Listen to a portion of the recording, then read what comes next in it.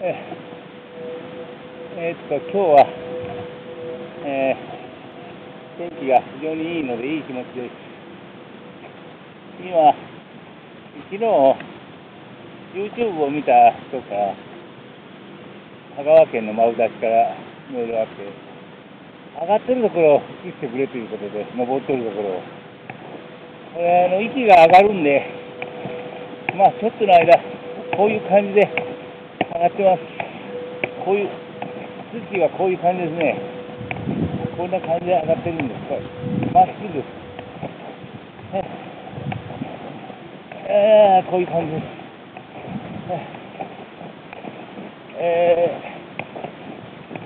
余裕がないんですよね、上がってるときは。食べる元気もないし、やっぱりこうストックも使いたいでしょ。そんなことで、まだまだサンチャリがほど遠いので、今ようやく、これぐらいを、これね、天気がいいからまだこういう気持ちになるんですが、今日ちょっとこれぐらいで登るスタイルは、お開きにしてください。ではでは。